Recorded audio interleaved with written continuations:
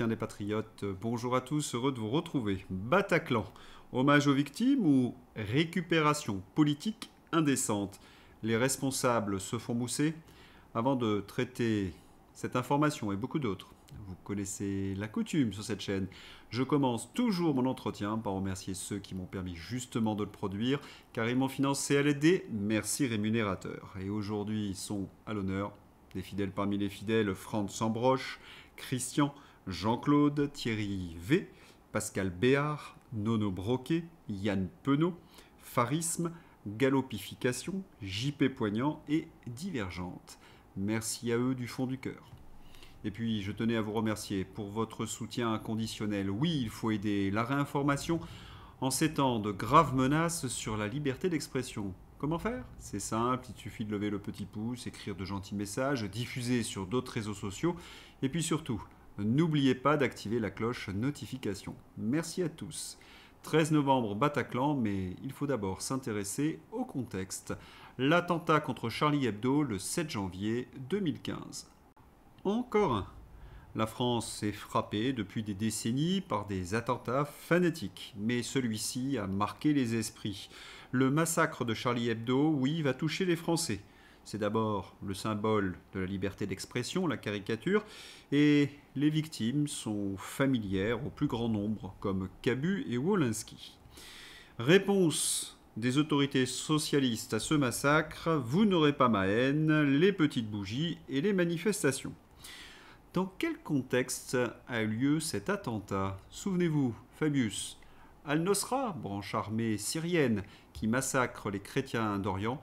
Sur le terrain, ils font du bon boulot. Vous avez compris. Le président Hollande mène une politique du en même temps. D'un côté, il soutient des groupes fanatiques en Syrie contre le président laïque Bachar el-Assad, et de l'autre, il fait mener des opérations contre Daesh en Irak.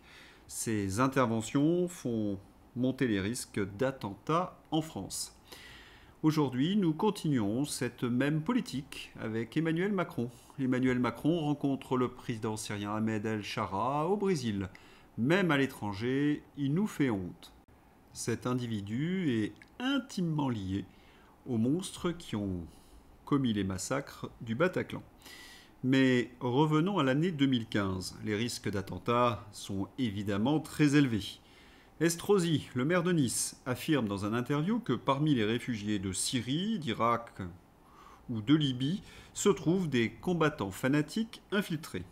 La presse aux ordres, celle qui recoupe les informations selon Macron et Nathalie Loiseau, lui répond: TF1 Info, non. Les fanatiques de Daesh ne s'infiltrent pas parmi les migrants. Ou encore ceci sur France Inter: réfugiés, le fantasme de l'infiltration fanatique. Non, non, la presse ne reprend pas du tout les éléments de langage du pouvoir et des socialistes. Comme chacun sait, France Inter, ce sont des journalistes libres. La preuve par Patrick Cohen et Thomas Legrand. Les spécialistes, quant à eux, qu'en pensent-ils? Le colonel Goya dans La Voix de l'Épée, son blog le 25 octobre 2015. Cette grande attaque, l'attentat qui va avoir lieu, sous la forme d'un commando venant de Libye ou de Syrie, éclatant en cellule autonome de massacre au cœur de Marseille, ou d'une équipe de snipers frappant les foules parisiennes une nuit du Nouvel An. Oui, colonel Goya, La Voix de l'Épée, le 25 octobre 2015.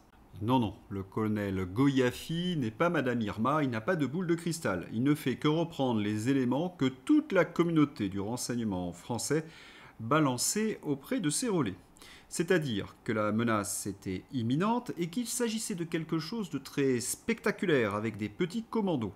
Le mode opératoire était donc connu.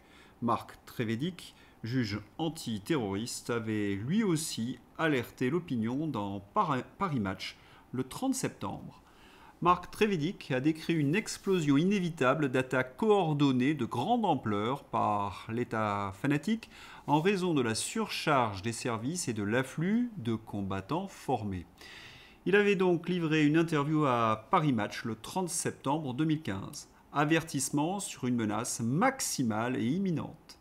Trévédic alerte sur l'incapacité des services à contenir donc ces fanatiques. Il décrit une guerre qui commence à peine sur le sol français, avec des attaques de masse en préparation.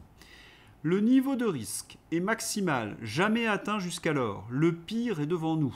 Les hommes fanatiques ont les moyens, l'argent et la faculté d'acquérir facilement autant d'armes qu'ils veulent et d'organiser des attaques de masse. Sur les infiltrés, il évoque avoir démantelé un réseau de fanatiques dangereux en 2014 qui visait à créer un commando de Dimera autonome, référence aux attentats de Toulouse en 2012, mais regrette le manque de ressources pour infiltrer plus largement. L'idée que nous soyons un jour confrontés à une ou plusieurs campagnes d'attentats majeurs ne peut être écartée. Sur la menace fanatique, le pire est devant nous. Dans la communauté du renseignement, on est donc en colère, on manque de moyens, d'hommes, on est submergé. C'est pour cela que Marc Trévédic essaie d'alerter les Français. La menace d'un attentat est imminente, on n'a pas les moyens à disposition. Cet avertissement sera-t-il écouté par le pouvoir socialiste ? Bien sûr que non. La menace fanatique. Des infiltrés parmi les populations qu'on accueille. Non, c'est pas possible. Cela va donner raison au Rassemblement national. C'est trop mauvais politiquement. Les socialistes préfèrent donc communiquer sur une toute autre menace. Laquelle ? Mais si vous vous en rappelez, la menace de l'ultra-droite. On ordonne donc à la DGSI de traquer cette menace imaginaire. Autant de moyens enlevés pour traquer les vraies menaces. Et puis, vous en souvenez comment cela s'est terminé par l'arrestation des Barjols, 11 piliers de comptoir qui ont été présentés par la presse aux ordres comme de dangereux individus. Pensez, l'un avait un fusil de chasse et l'autre un couteau pour découper les rôtis. Mais ce qui est terrible, c'est que l'essentiel était connu. Juan Branco. Plusieurs mois avant le Bataclan, tout l'appareil sécuritaire de l'État français était informé que nous serions visés, de façon particulièrement précise, match de foot, concert. Abbas Aoud était identifié comme l'organisateur. Rien n'a été fait. Quand une action contre le Bataclan, c'était une cible potentielle connue de la DGSI depuis 2009. Abbas Aoud, après avoir traversé 8 pays européens, demeure en toute tranquillité en Belgique depuis 3 mois lorsque l'opération Bataclan va intervenir. Les alertes restent vaines alors que les avertissements publics de Daesh se multiplient. Nos dirigeants indifférents amplifient les opérations militaires sans protéger leur population. Bernard Cazeneuve crâne sur les ondes en réaction aux appels de Daesh début septembre en prétendant que la France est prête. Aucun dispositif de sécurisation particulier pour les événements sportifs et salles de concert n'est prévu. Ali Baghdadi, qui avait initialement refusé toute opération en dehors du Levant, a changé de position après notre décision de faire coalition avec les USA. Ce suivisme va nous coûter très cher. Le squal. Les Syriens ont proposé à la France une liste de djihadistes français. Manuel Valls la refuse. Un des terroristes capturés par la France explique qu'il devait attaquer le Bataclan. Valls n'en a pas tenu compte. Bernard Squarcini, ex-patron de la DCRI, dit squal. Et il y a pire. Pour les militaires de Sentinelle au Bataclan, 8 soldats équipés étaient sur place, mais ont reçu un ordre de non-intervention immédiat du poste de crise préfecture, comme l'a confirmé Georges Fenech, président de la commission d'enquête parlementaire France Info le 8 juin 2018. Des plaintes pour non-assistance ont été déposées par des victimes. Le Monde, 8 juin 2018. Le Figaro, même date. Concernant la BAC, 2 policiers sont entrés, les premiers vers 21h56, et ont engagé le combat, malgré les risques, tuant un assaillant avant d'être neutralisé. Source fiable corrobore ces faits, sans preuve de refus pour la BAC. L'étrange décision de la préfecture de police va alimenter bien des théories. Si on les écoute, les militaires de Sentinelle, c'était essentiellement pour rassurer la population. Faire joli. Pas très sérieux tout cela. Et pour éviter que l'on pose trop de questions sur leur responsabilité, attendez, regardez par là, c'est la faute de l'extrême droite. Le pénitentiaire se demande comment gérer ces détenus d'ultra-droite de plus en plus nombreux depuis le 13 novembre. Pour info, il y a 57 détenus considérés comme d'ultra-droite en prison sur un total de 84 000 détenus incarcérés en France, soit un taux de 0,06%.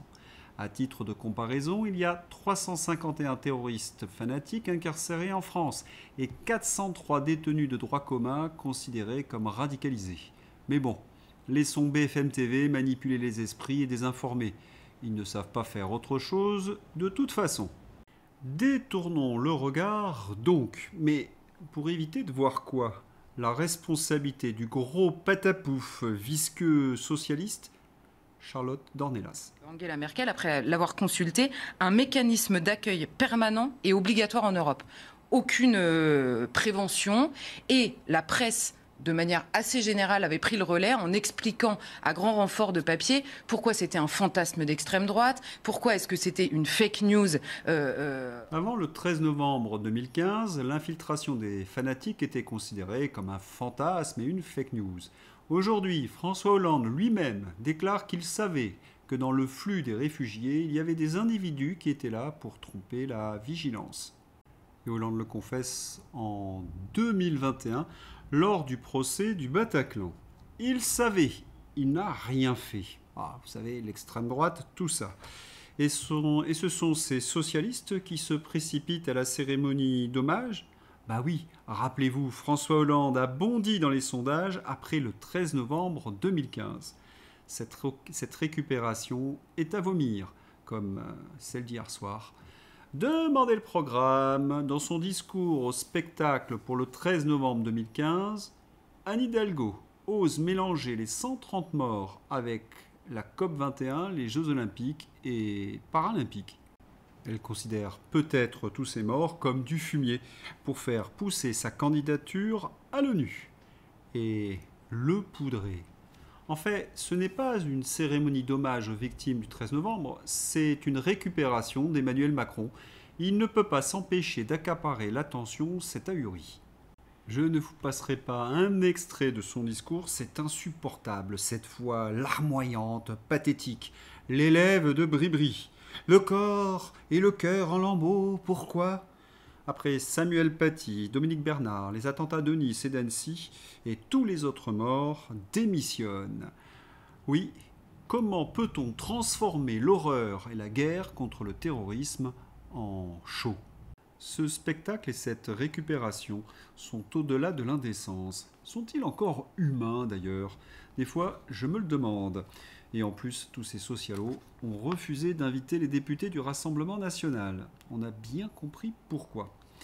Un souvenir personnel, le 14 novembre 2015, le consul était venu prononcer un discours, la minute de silence, et lorsqu'il a clamé « Vous n'aurez pas ma haine », j'ai eu comme une palpitation. C'est sorti tout seul, j'ai crié « Daladier, l'esprit de Munich ». Je tremblais de rage. Une amie qui était à mes côtés a essayé de me calmer. Quant au consul, il a fait semblant de ne pas entendre, mais il avait très bien compris. Vous n'aurez pas ma haine. Quelle horrible expression imaginée par un cerveau malade, un communicant. Bien sûr qu'il ne faut pas haïr. La haine est un sentiment négatif. Il faut rester lucide. Non, les deux éléments que l'on doit mettre en avant sont la justice et la résistance. La justice pour toutes les victimes et pointer du doigt également les responsables de ce carnage. Résistance contre ces terroristes qui sont venus assassiner nos fils et nos filles.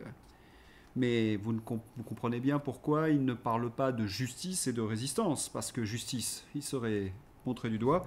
Quant à la résistance, ça serait donner raison au Rassemblement national. Après Samuel Paty, Dominique Bernard, Nice, Annecy et tous les autres. Allez, pour le 13 novembre, ce qu'il faut faire, c'est rendre hommage aux héros. Quelques minutes avant le concert du Bataclan, Gilles Leclerc sourit sur une photo avec sa compagne. Quand les tirs ont débuté dans la fosse, il l'a poussée au sol et l'a couvert de son corps. Marianne a survécu et Gilles venait de donner sa vie. N'oublions jamais les héros. Et il faut avoir une pensée à toutes ces victimes, oui. Il ne faut pas les oublier dans nos prières. Patrick Jardin. Patrick Jardin, devant le Bataclan, nous montre le nom de sa fille sur la plaque commémorative. Tous les matins, quand je me lève, je pense à ma fille. Tous les soirs, quand je me couche, je pense à ma fille. Un jour, il y aura un trou dans la raquette et ça recommencera. Et il a décidé de se battre. Ma fille, je ne pourrai jamais la faire revenir, mais je veux me battre pour que cela ne recommence plus. Cet esprit de résistance anime également ceux qui ont survécu. 10 ans après, c'est le bon moment d'arrêter les minutes de silence, déclare Olivier Fischer, rescapé des attentats du 13 novembre. Il dénonce un manque de mesures concrètes contre les menaces terroristes. Pour lui, il faut expulser les radicaux et se référer à la loi française. J'en ai beaucoup voulu à François Hollande, car il a préféré céder à l'accueil des réfugiés, qu'Angela Merkel effectuait à l'époque, elle lui a imposé, au détriment de la sécurité de ses concitoyens, déplore Victor Rouart, rescapé du Bataclan. Justice et résistance. Il faut également rendre hommage à ces policiers du RAID et de la BRI qui sont allés combattre ces terroristes. Devant le Bataclan, face aux membres de la BRI et du RAID, certaines victimes expriment toute leur gratitude. Franchement, jamais je pensais pouvoir un mec me sortir comme ça. Merci. De rien, il y en a pour vous. Il y en a pour vous. Image très forte devant le Bataclan. Certaines victimes très émues viennent remercier la BRI et le RAID. Un de ses membres, de rien, on est là pour vous, bon courage. Et dire que la LFI, leurs sbires, ose dire matin, midi et soir que la police fait des choses épouvantables. Non, elle sauve des vies. Merci à eux. Avant de clore ce dossier, une pensée pour la mascotte du RAID. Parmi les victimes des attentats de Paris, il ne faut pas oublier Diesel, chien du RAID. Le Berlinois, premier à mourir en intervention, était tombé sous les balles le 18 novembre dernier lors de l'assaut de Saint-Denis visant Abaoud, coordinateur des attentats ayant visé la capitale 5 jours plus tôt. Son maître était inconsolable et les maîtres chiens avaient construit un quasi-mausolée pour Diesel, inhumé au siège du RAID. Un chiot berger allemand avait été alors offert à la France par les autorités russes, en signe de solidarité avec le peuple et la police française, et nommé Dobrynia, héros du folklore russe, réputé pour sa force, sa bonté et son courage. Chez les souverainistes, on met en avant l'esprit de résistance. La gauche, quant à elle, la résilience, mais à un point, retrouver le chemin vers la réconciliation, y compris avec les terroristes eux-mêmes. Rachel Garrido, La France Insoumise. N'oubliez jamais de quoi la gauche est capable. En même temps, pardonner aux fanatiques, c'est en quelque sorte leur pardonner. Non. Raphaël Arnaud a des problèmes avec ses troupes. Le député Raphaël Arnaud est accusé par un ancien cadre du parti de racisme, de violence, oh c'est étonnant, et d'humiliation au sein de la section d'Avignon. Selon Farid Farissi, Raphaël Arnaud aurait un souci avec l'origine des gens. Il affirme s'être senti humilié et déclare « Il veut bien que les Arabes le servent, mais ils ne doivent pas prendre de responsabilité ». L'ancien candidat de la France Insoumise dénonce aussi des comportements autoritaires, des pratiques d'intimidation. Alors là, vraiment, on tombe des nues. Des violences verbales et un climat interne rendu impossible. Il affirme également que le député lui aurait menti sur sa condamnation judiciaire passée. Farid Farissi annonce sa démission de la France Insoumise, estimant que les conditions de travail interne sont devenues incompatibles avec un engagement politique sincère et apaisé. Allons dans la circonscription de Raphaël Arnaud avec Vincent Lapierre. Avignon, c'est la pire ville que j'ai eu l'occasion de visiter. La circonscription de Raphaël Arnaud, oh là là, j'étais très impressionné. Il y a quasiment un point de vente, non pas par quartier, mais par barre d'immeubles, avec un type assis sur leur chaise. Ils ne font rien et ils ont des tarifs indiqués en 5 mètres sur 5 sur la façade de l'immeuble. Je connais très bien ces quartiers, Montclar, Champfleury. Oui, j'ai habité dans une autre vie, Avignon. Merci les socialistes de nous avoir imposé Raphaël Arnaud. Qui est étonné par les méthodes de caïd de Raphaël Arnaud, qui fait régner la terreur dans sa circonscription? Honte à ceux qui ont fait entrer ce fichier S à l'Assemblée nationale. Eh bien, il a reçu le soutien des socialistes pour être élu. Et c'est ce type d'individu qui explique que la délinquance, le narcotrafic, ce sont des fantasmes d'extrême droite. Regardez par ailleurs comment ils font pour biaiser les statistiques. On enlève l'intention criminelle pour requalifier et délictualiser le crime. Ça permet de désengorger les cours d'assises, mais ça permet surtout de laisser croire qu'il y aurait moins de tentatives d'homicide. Donc en fait, ça vient s'ajouter à tout ça. Donc oui, je pense qu'il y a aussi une manipulation des chiffres. Eh oui, certains parquets ne qualifient plus en fonction des actes, ils gèrent des flux. Et cela permet évidemment de truquer les statistiques. internationale. Dans la presse anglo-saxonne, on s'interroge sur l'effondrement potentiel de l'Ukraine. Enfin, Kiev tremble. Le système Zelensky éclate en plein vol. Pendant que Bruxelles discute d'un nouveau chèque de 169 milliards, une bombe politico-financière secoue le cœur du pouvoir ukrainien. Au centre du séisme, Rustem Umerov, un jour ministre de la Défense, le lendemain secrétaire du Conseil de sécurité, et aujourd'hui personnage clé d'une affaire tentaculaire où se croisent pots de vin, contrats militaires, truqués et blanchiment XXL. Les enquêteurs ont mis la main sur plus de 1000 heures d'écoute. On y entend Umerov discuter business avec Timur Mindish, l'ami intime de ZZ. Deal douteux, marché de défense manipulé, gilet pare-balles chinois bas de gamme importé via Millicom UA. Pile le jour où le Naboo débarque pour perquisitionner. Umerov disparaît d'Ukraine. Istanbul d'abord, puis Doha. Officiellement, mission humanitaire. Officieusement, beaucoup parlent déjà de fuite organisée. Silence du pouvoir, confiance de façade de ZZ. Mais dans les chancelleries européennes, on ne parle plus que de ça. Et pendant que Budapest bloque l'aide européenne, une question s'impose. À Kiev, l'État se gouverne-t-il encore ou bien est-il déjà en chute libre? Ça n'arrête pas contre ZZ. RFI. Corruption en Ukraine, la concentration des pouvoirs aux mains de ZZ déstabilise le contrôle démocratique. Notre ami InfoLive, Orban. L'illusion dorée de l'Ukraine s'effondre. Un réseau mafieux datant de la guerre, aux liens innombrables avec le président ZZ, a été démantelé. Viktor Orban. Le ministre de l'énergie a déjà démissionné et le principal suspect a fui le pays. Voilà le chaos dans lequel l'élite bruxelloise veut engloutir l'argent des contribuables européens, où tout ce qui n'est pas détruit sur le front finit dans les poches de la mafia de la guerre. C'est de la folie, merci, mais nous refusons catégoriquement. Nous n'enverrons pas l'argent du peuple hongrois en Ukraine. Il peut être mieux utilisé chez nous. Rien que cette semaine, nous avons doublé les allocations des familles d'accueil et approuvé le versement d'un 14e mois de pension. Quoi qu'il en soit, après tout cela, nous ne céderons certainement pas aux exigences financières et au chantage du président ukrainien. Il est grand temps que Bruxelles comprenne enfin où va son argent. Il faut dire que tous ces apparatchiks se gavent, mais à un point qu'on ne peut imaginer.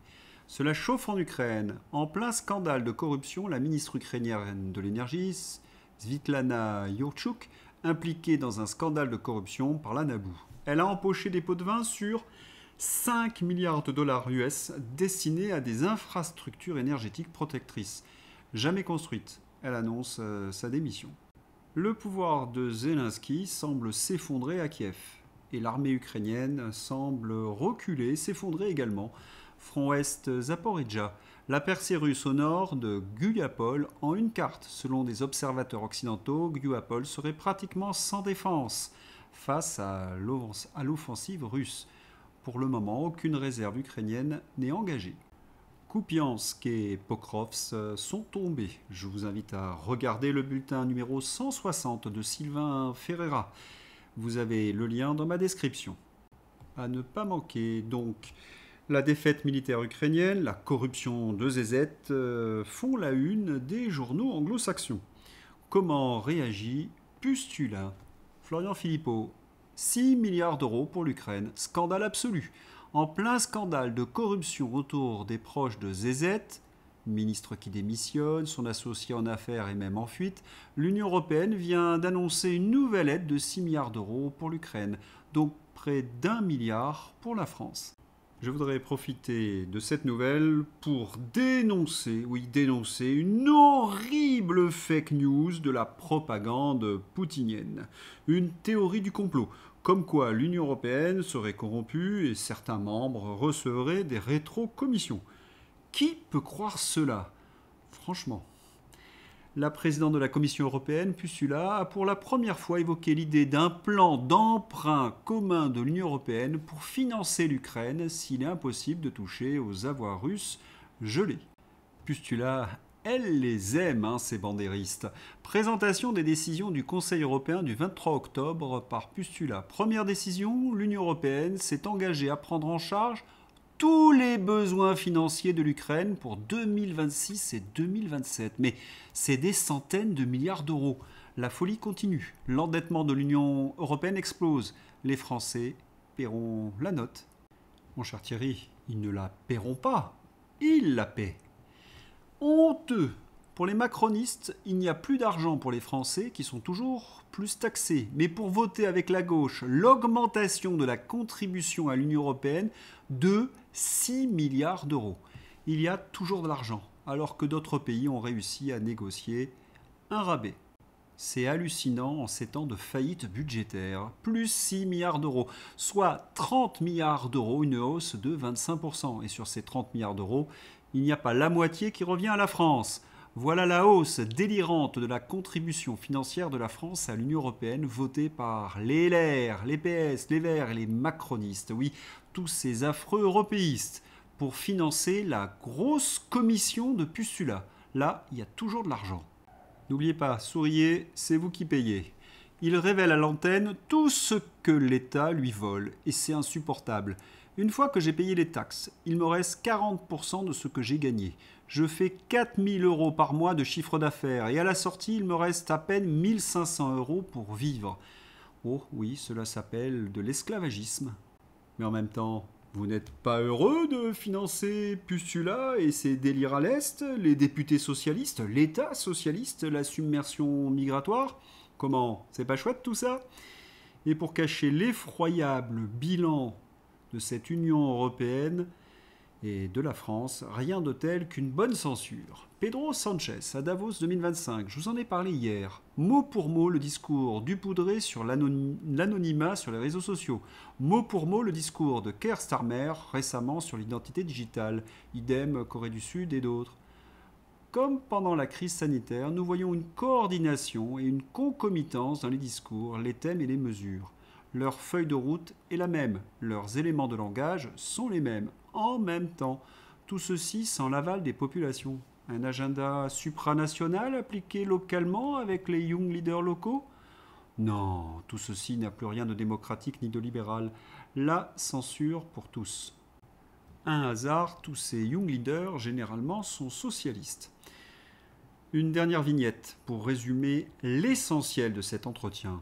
Les survivants du 13 novembre sont énervés par l'injonction à la résilience. Le mot résilience véhicule l'idée qu'après un drame, nous aurions des ressources innées pour revenir à l'état d'avant. C'est faux. À la résilience, je préfère le mot résistance. Le mot résilience pue. Oui, il pue. Pourquoi? Car quand on subit une agression, il n'y a qu'un moyen vraiment pour se reconstruire, lutter, donc entrer en résistance. Sinon, vous subissez et vous tombez dans la dépression. Allez, c'est l'heure d'ouvrir la page Fantaisie avec Zezette. Le président Zelensky devrait éviter de faire ses communications in situ. Rétrospectivement, quasiment tous les lieux où il s'est exprimé de cette manière ont été menacés puis conquis par les forces armées russes. Soit ce sont des coïncidences, soit vraiment il porte la poisse. Merz est un homme très charitable. Merz dit à Zelensky de retenir les jeunes hommes ukrainiens en Ukraine. Quelle hypocrisie que ce titre! Quelle immonde lâcheté! Vous voulez tout comprendre à l'affaire Boualem-Sansal, les relations du Poudré avec Alger? Eh bien, j'ai une information qui vous explique tout. Regard fraternel. Debout dans la tempête, hommage à Brigitte Macron et à Iman Khelif, grande mosquée de Paris. Iman Khelif, c'est pas le gars qui s'est fait passer pour une femme alors que c'est un homme? Pourquoi l'associer à Brigitte? C'est vraiment bizarre, non? Moi, j'irais beaucoup plus loin si j'étais le pouvoir algérien. J'apposerais une plaque sur une certaine salle dans la fac d'Alger en hommage à Bribri et à Iman. Tout est expliqué, donc interrogé sur les raisons pour lesquelles il continue d'arroser l'Algérie de visas, l'ambassadeur de France Stéphane Romaté esquive la réponse. Demandez à l'Élysée donc. Pédiavenir, oui, Pédiavenir. Macron souhaite créer un ministère de la vérité qui pourra contrôler et réguler les informations sur Internet. Quand cette fantaisie à la couleur du Gorafi, l'humour du Gorafi, et que c'est la vérité. Bien joué, Pédiavenir. Dans ces entretiens, nous soutenons Braun-Pivet dans son combat contre le sexisme. Oui, il faut cesser de harceler les femmes et notamment Sandrine Rousseau. Sandrine Rousseau, le nouveau Front Populaire présente son programme législatif en ASMR. Si jamais vous revenez dans l'hémicycle et que vous pouvez chuchoter comme ça au lieu de hurler comme avant, ça serait top. Yael Braun-Pivet. Pour ceux qui n'auraient pas compris l'allusion, je vous renvoie à mon entretien d'hier. Sale temps pour les fact-checkers. Julien Pain relance encore sa communauté pour se mobiliser sur les réseaux sociaux. 50 tentatives plus tard, on lui souhaite enfin un peu de réussite. Pas simple pour le moral tout ça. Il finit comme la tronche en biais, seul. Je n'ose imaginer le quotient intellectuel de ceux qui soutiennent Julien Pain. Ils ne doivent pas avoir l'eau et le gaz à tous les étages. Hommage des macronistes aux Frexiteurs. Ceux qui veulent réduire la contribution française à l'Union européenne sont des Frexiteurs cachés. Les anti-européens jouent contre les intérêts de la France. La question que tout le monde se pose, est-il un soutien de Julien Pain ? Parce que c'est tout ce qu'il a comme argument, Frexiteur. Remarquez, moi, ça me va. Mais pour le reste, je lui conseille ma petite partie sur Pustula. Allez, c'est fini pour aujourd'hui. On va rendre hommage à quelqu'un qu'on a beaucoup apprécié dans ses entretiens. Olivier Marleix. Son livre vient de sortir, Dissolution française, la fin du macronisme. Je l'ai commandé, j'ai hâte de lire. Je vous souhaite un excellent week-end. À bientôt, au revoir.